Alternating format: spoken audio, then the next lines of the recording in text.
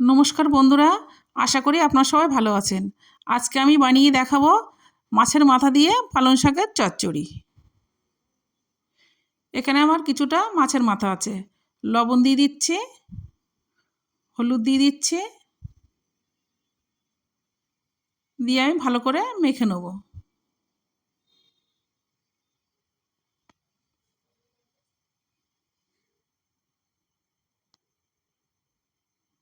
কড়াটা গরম হয়ে গেছে, কড়াই আমি তেল দিয়ে দিচ্ছি। এবার মাছের মুড়োগুলো এক একে দিয়ে দেবো।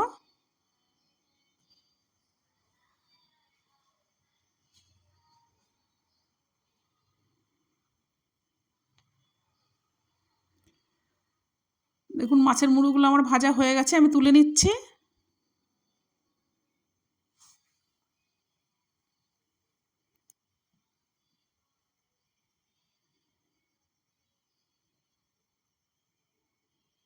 এই তেলে আমি আলুগুলো ভেজে নেব।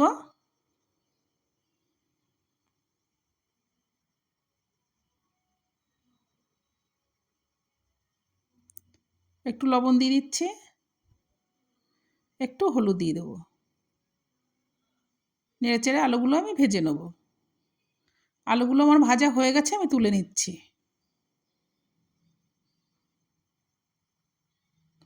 ওই তেলে আমি বেগুনগুলো ভেজে নেব। বেগুনগুলো আমার ভাজা হয়ে গেছে, আমি তুলে নিচ্ছি।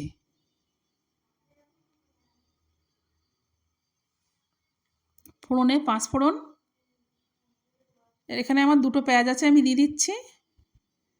পেঁয়াজগুলো আমার ভাজা হয়ে গেছে, এবারে পালং শাকটা দিয়ে দিচ্ছি।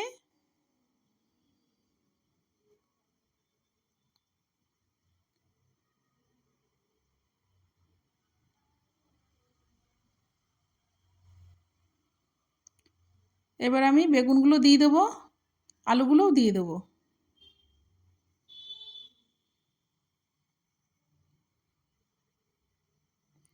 ভালো করে নেড়ে চেড়ে আমি কষে নেব।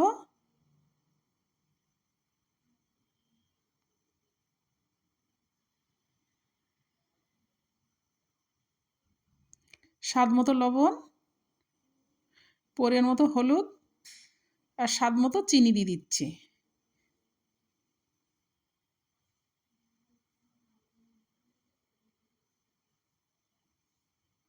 এখানে আমার পোস্ত, সর্ষে আর জিরে বাটা আছে, এটা আমি দিয়ে দেবো।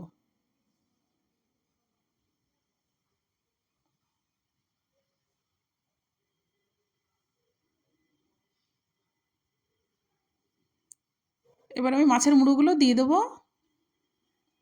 দিয়ে এবার ভালো করে আমি নেড়ে চেড়ে কষে নেব।